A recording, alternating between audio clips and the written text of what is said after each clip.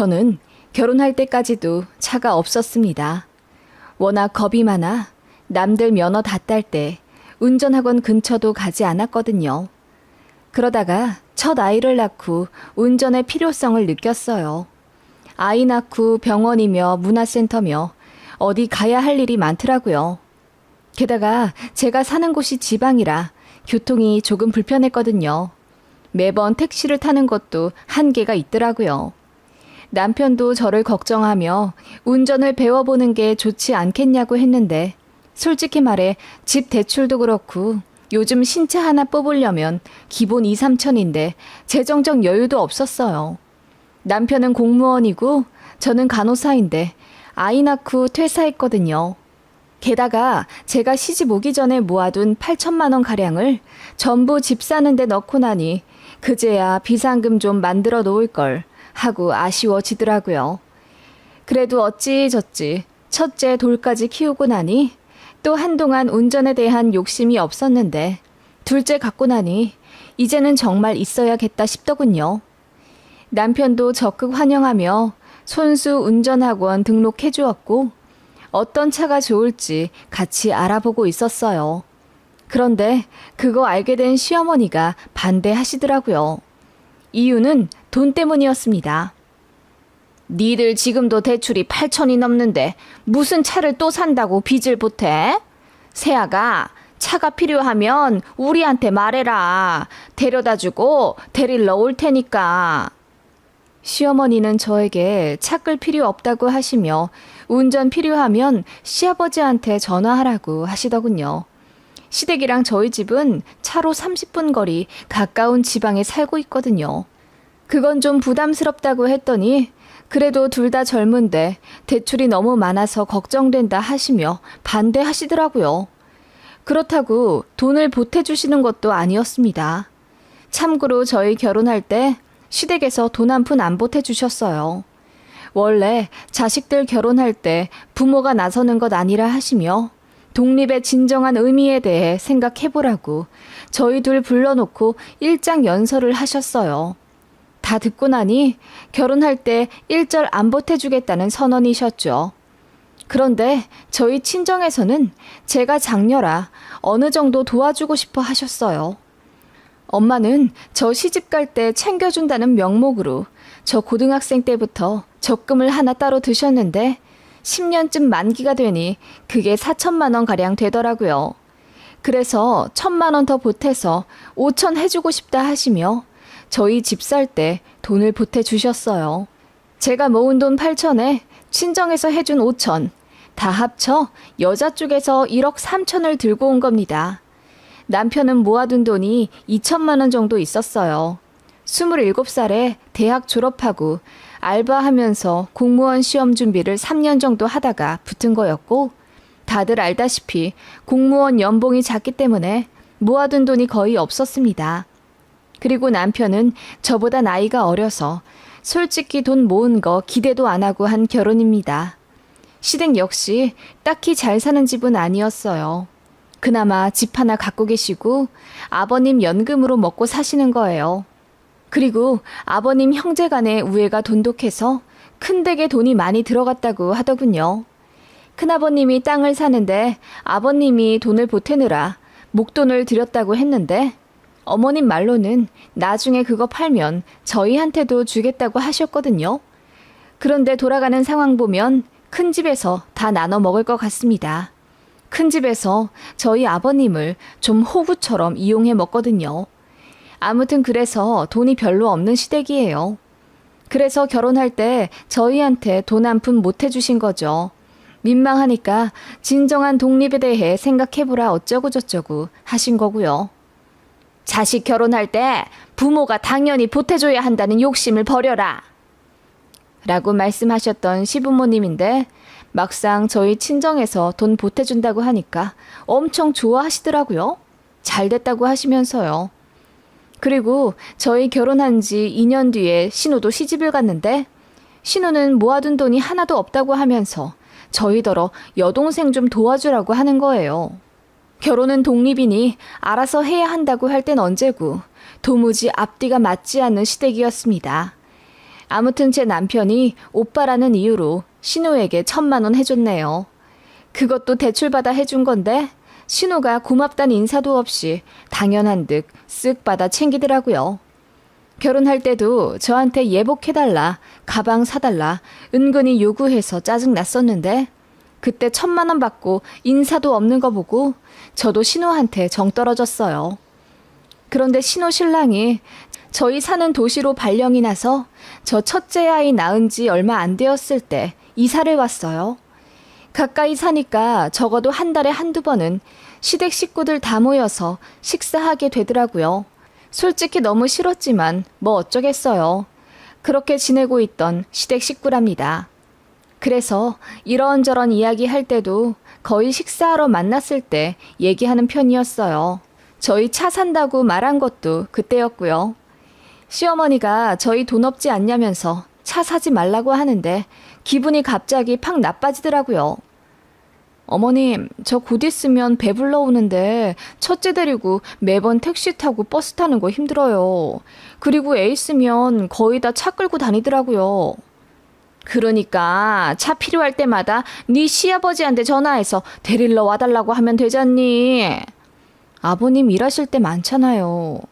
그럼 그럴 때 피해서 너도 외출 시간을 잡든가. 넌 어째 돈 쓸 궁리만 하는 것 같다? 어머님이 눈을 흘기며 저에게 한 소리 하더군요.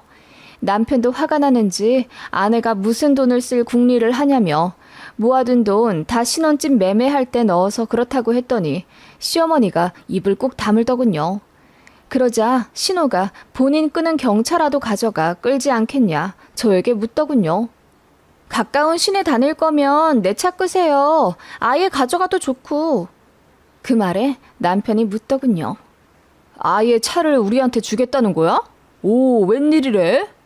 무슨 소리야. 가족 간이라도 돈 문제는 확실히 해야지. 팔겠다는 얘기지. 대신 시세보다 싸게 해줄게. 500만 원에 내 차 사가. 그 말을 듣고 저는 어이가 없었습니다. 신호차는 오래된 경차예요. 주행거리가 벌써 5만 킬로가 넘었고 제가 알기로는 잔고장도 잦은 걸로 알고 있는데 그걸 타고 두 아이 데리고 다니라고요? 게다가 500만 원이라뇨. 시세보다 더 부르는 게 황당하더군요. 남편도 어이가 없는지 그 돈 주고 그 똥차 살 바에 당연히 신차 뽑는다고 했더니 신호가 입을 삐쭉 내밀더군요. 아무튼 시댁이 뭐라 해도 저희는 차를 한 대 더 구입할 예정이었어요. 패밀리카로 쓰는 차도 남편이 저희 연애할 때 중고로 산 차라서 연식이 좀 되었거든요. 그래서 그 차를 팔고 남편 출퇴근 전용 경차 한 대, 제가 아이들과 타고 다닐 패밀리카, 이렇게 두 대를 살 계획을 했습니다. 그래서 열심히 면허도 땄고 틈날 때마다 남편 차로 운전 연습도 많이 했습니다. 그런 제 모습을 응원해 주시던 친정에서 둘째 아이 낳으면 차를 선물해 줄 테니 부담 갖지 말고 받으라 하시더군요. 이미 시집 올 때 친정에서 5천만 원이나 받았기 때문에 더 도움받고 싶지 않다고 제가 방방 뛰며 거절했는데 아빠가 이번에 지방 땅을 하나 정리했다고 그 김에 가족들 나눠주는 거라고 하시더군요. 대신에 세금 문제도 있고 해서 아빠 명의로 차를 사서 저를 주신다고 했습니다. 제 남편도 그 얘기 듣고 너무 감사하다면서 혼자 처갓댁 가서 인사 올리더군요.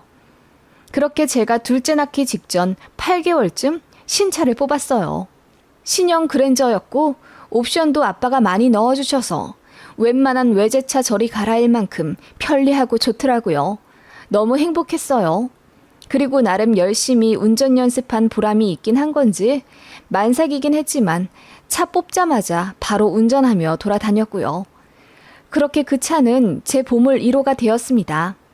시댁에서도 차 구경이나 해보자 하며 저희 지하주차장 내려가 다 같이 보기도 했습니다. 어머님이 요즘 그랜저는 이렇게 좋게 나와?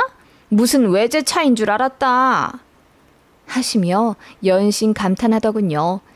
신우도 부럽다고 하면서 자기도 이제 경차 그만 끌고 중형차 사고 싶다며 하소연하더군요.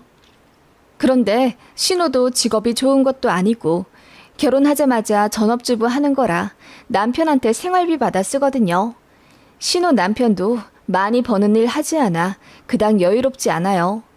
그래서 그런지 결혼하고 나서 더 돈 없단 얘기를 하고 본인 친정에 징징거릴 때가 많았어요. 아마 제가 친정에서 차 받으니까 신우도 많이 부러워했겠죠. 아버님이 그런 신우에게 난감하다는 듯 네가 돈 벌어 빨리 차 바꾸라고 뭐라 하시더군요. 아무튼 그렇게 생긴 제 차였습니다. 그런데 제가 둘째 아이 낳고 산후조리원에 있을 때 정말 어이없는 사건이 하나 터지게 되었어요. 수유 끝내고 방에 들어와 쉬고 있는데 신우가 저에게 전화를 걸더라고요. 네, 아가씨. 무슨 일이에요? 새언니, 몸조리 잘 하고 있어요? 다름이 아니라 부탁 좀 할 게 있어서요. 네? 무슨 부탁이요? 언니 지금 차 안 쓰잖아요. 저 내일 차 좀 써도 돼요? 친구랑 바닷가 근처 카페 가기로 약속한 날인데 제 차 엔진 경고등이 떴어요. 그 말을 듣자마자 이번에 허락하면 맨날 차 빌려달라 요구하겠구나 싶더라고요. 그래서 미안하지만 그건 안 되겠다고 했어요. 친정아빠 명의 차라고요. 사람이 거절을 하면 보통 알겠다고 하지 않나요? 그런데 신우는 제가 안 된다고 했는데도 왜요? 언니 어차피 안 쓰잖아요. 그리고 친정아빠 차는 무슨 언니 차인 거 다 알거든요. 지금 지하 주차장에 가만히 있을 차인데 한 번 정도 시동 켜고 운행해줘야 차가 안 망가지죠. 언니한테도 좋은 거예요. 라며 끝까지 물고 늘어지더라고요. 그래서 남편이 차 관리 잘하고 있으니 걱정 말라고 했더니 신우가 새언니 정말 너무하네요. 내가 차를 달라고 한 것도 아니고 지금 안 쓰고 있을 때 좀 빌려달라고 한 건데 그게 그렇게 단칼에 거절할 일이에요? 나 같았으면 언니한테 빌려줬어요.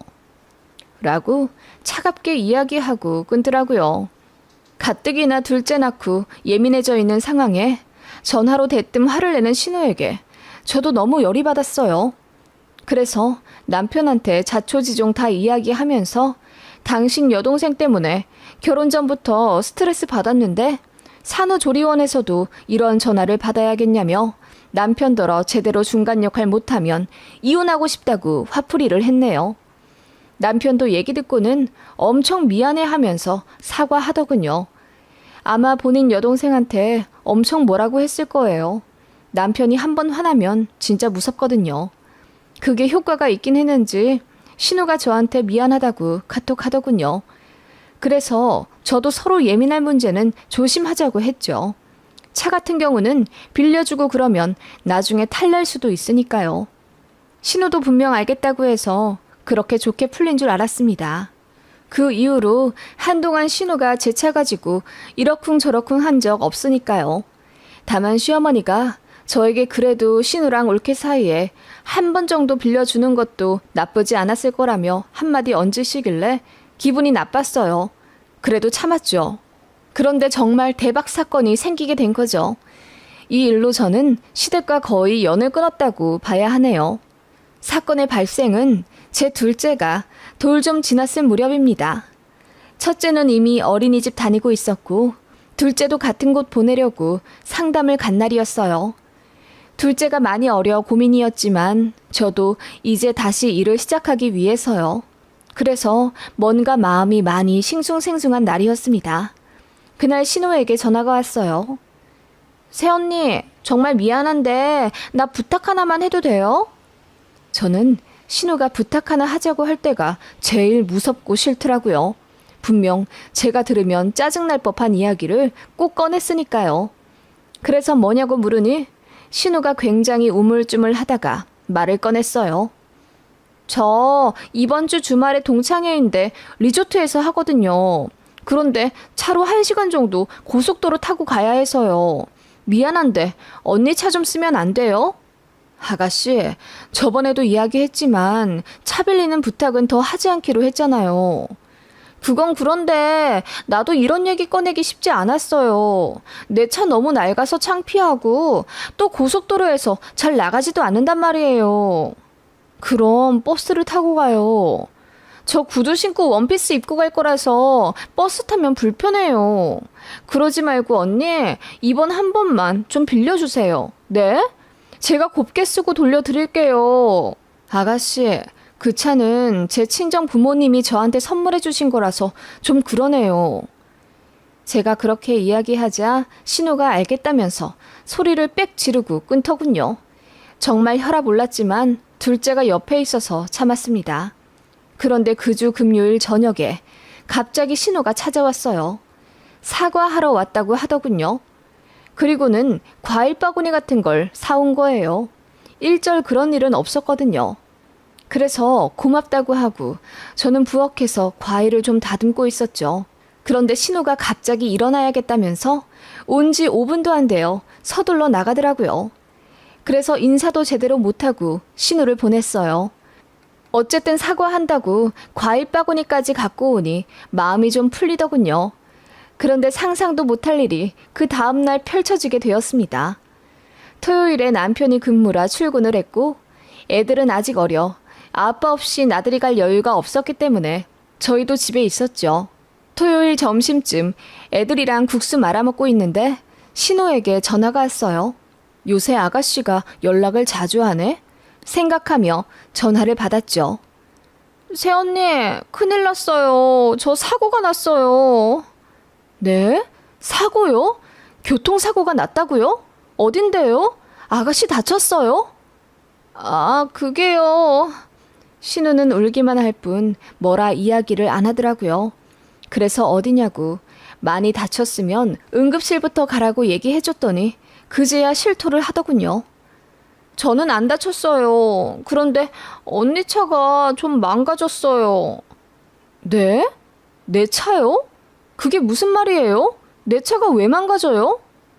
그게 사실 제가 언니 차를 끌고 왔거든요. 뭐라고요? 저는 경악하며 소리를 질렀어요. 그리고 현관으로 달려갔어요. 현관에 차키를 올려두는 보관함이 있는데 세상에나 정말 제 차키가 없더라고요. 저는 꿈에도 몰랐어요. 알고 보니 금요일 저녁에 과일 바구니 가지고 온 신우가 제 차키를 갖고 나간 거였어요. 그리고 동창에 있다는 토요일 아침에 몰래 저희 아파트에 와서 제 차를 끌고 나간 거죠. 제가 어이가 없어서 지금 그게 할 소리냐고 소리를 지르니 신우도 미안하다면서 엉엉 울더라고요. 알아서 하라고 하고 끊었습니다. 그 후로 신우가 계속 전화를 했는데 안 받았어요. 그리고 남편한테 전화 걸어 소리 지르니 남편이 기겁하며 바로 동료한테 사정 말하고 신우한테 갔나 보더라고요. 신우가 휴게소에서 차를 빼다가 진입하던 차와 부딪혔다고 하더군요. 그래서 제 차 뒷범퍼가 다 아작이 났어요. 남편이 사진을 보내주더군요. 그거 보고 저는 혈압 올라 미치는 줄 알았습니다.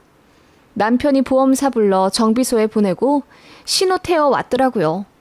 저는 신우 얼굴 꼴도 보기 싫으니 데리고 오지 말라고 했고요. 그래서 신우는 문전박대당하고 시댁으로 건너갔습니다. 거기서 엄청 혼난 것 같더라고요. 제 남편도 고래고래 소리 지르며 화냈고요. 그 며칠 뒤 시무가 신우 데리고 저희 집에 왔어요. 제가 신우 얼굴 보기 싫다고 했는데도 시무가 앞으로 영영 안 볼 거야? 그건 아니잖니. 그래, 내 딸이 너무너무 잘못한 거 맞아. 게다가 사돈이 사주신 차인데 내가 면목도 없고 말이야. 너도 사과 받아야 마음이 편하잖니. 그래서 데리고 왔다. 라고 하시더군요. 신우는 눈물 뚝뚝 흘리며 저에게 기어 들어가는 목소리로 정말 미안하다고 하더군요. 저는 굳이 받아주고 싶지도 않았어요. 제가 바로 풀릴 거라고 생각하세요? 제가 분명히 안 된다고 했죠. 그런데 차키까지 훔쳐가서 그걸 몰래 끌고 가 사고를 내요? 미안해요, 언니. 신우가 급기야 엉엉 울더군요. 그 꼴 보는 시모도 가슴이 답답한 모양새였고요. 세아가, 우리 딸이 100번 잘못한 건 맞는데 이런 거 오래 끌어봐야 사이만 더 나빠진다. 다신 안 그러겠다고 했으니 한 번만 봐주고 넘어가라. 안 그래도 지 오빠한테 엄청 혼나서 기죽어 있어. 당연히 혼나야죠. 혼날 짓을 했는데. 제가 냉소적으로 말하니 시모가 당황한 듯 얼굴이 벌개지더군요. 아마 기분이 상하신 듯 했습니다. 그래도 말이다. 얘기 들어보니 저번에도 한 번 거절했다던데 이번 한 번만 좋은 마음으로 빌려줄 수 있던 문제잖아. 차 사고 난 건 얘도 일부러 그런 거 아니고. 한 번이 두 번 되죠. 저는 빌려주고 싶지 않아요. 게다가 아가씨가 저한테 뭐 말이라도 따뜻하게 해주면 몰라요. 맨날 저희한테 받기만 하려고 하잖아요. 그 말에 시모가 화가 난 듯. 아니, 얘는 동생이니까 그렇지. 선윗 사람이 돼가지고 그렇게 쪼잔하게 생각하면 되겠냐? 이제 보니 너도 잘한 거 없구나. 가족 사이에 그냥 넘어갈 수도 있는 일을 그렇게 긁어부스럼 만드니 좋니? 너 때문에 남매 사이만 더 안 좋게 생겼어. 라고 제 탓을 하더라고요. 그 말에 저는 헛웃음을 치며 둘을 바라보다가 알겠으니 차 수리비만 계좌로 보내고 끝내자고 했어요. 그랬더니 시모가 신호 실수 한 번 가지고 돈을 주고받냐는 거예요. 가족 사이에 너무 벽치는 거 아니니? 그리고 이런 사고가 생기면 네가 먼저 아량 높게 네 신호 놀란 마음부터 달래줘야 하는 거다. 그게 옳겠지. 너도 친여동생 있잖아. 사돈 처녀가 그랬으면 이렇게 나왔겠니?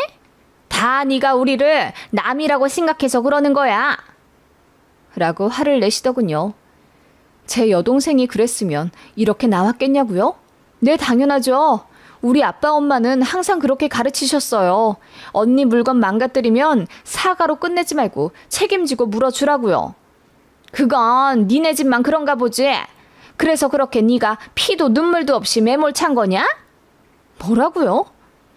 그 말에 저도 화가 나 소리를 질렀습니다. 시모는 계속해서 저더러 가족끼리 그러는 거 아니라며 화를 냈고요. 저는 더 이상 참을 수 없어 바로 신호의 머리채를 잡았습니다. 시모 눈이 왕방울만해지더군요. 제가 한마디 했죠. 내 여동생이면 그렇게 안 나왔을 거라고요? 진짜 내 여동생이면 진작 머리채 잡고 참교육 시켰어요. 어디 한번 진정한 가족 사이 되어봅시다. 후회하게 해줄게요. 그리고 신우 머리채를 꼭 잡은 손 아기 힘을 놓지 않고 이리저리 흔들어 제꼈습니다. 그러자 신우가 아프다면서 엉엉 울었죠. 시모가 눈이 댕그레져서는 나중엔 싹싹 빌더라고요. 그제야 신우를 놔주었습니다. 신우가 벌건 얼굴로 엉엉 울며 주저앉고 시모는 아연 실색한 채로 저를 바라보더군요. 수리비는 할부로 갚든지 알아서 해요, 아가씨. 이제 나가주세요. 라고 했더니 시모가 다시는 저를 안 보겠다며 소리를 지르며 신우를 데리고 나갔습니다. 정말 속 시원하더라고요. 그러게 왜 잠자는 사자의 코털을 건드렸는지. 좋게 말해주면 꼭 못 알아듣는 사람들이 있더라고요. 그럴 때는 예의 있게 나가봤자 호구만 되는 거예요. 신우랑 시모는 다시는 제 얼굴 보기 싫다면서 명절에도 오지 말라고 하더군요. 그러면서 손주들은 보고 싶으니 애들만 남편더러 오라고 하는데 오히려 저는 더 좋습니다. 명절에 친정 가서 드러누워 있으면 되니까요. 그렇게 1, 2년 연락 없이 왕래 없이 지내다가 작년에 신우가 임신하고 나서부터 저한테 미안하다고 전화 왔어요. 임신하고 나니 저한테 더 미안해진다고 하더군요. 아마 애 낳고 돈 들어갈 때 많을 것 같으니 아쉬워서 숙여 들어오는 것 같은데 일단 사과 받아주었습니다. 그리고 몇 년 만에 시댁도 방문했죠. 시어머니랑 신우가 저한테 엄청 조심하더군요. 말 한마디 실수할까 봐서인지 얘기도 잘 안 하고요. 오히려 좋더라고요. 저도 굳이 안부 연락 안 하고 이렇게 사는 게 참 속 시원하고 좋습니다. 신우 애 낳으면 저희가 얼마 또 줄 거라 생각하나 본데 신우가 저희 애들 태어났을 때 그랬던 것처럼 딱 내복만 주고 끝내렵니다.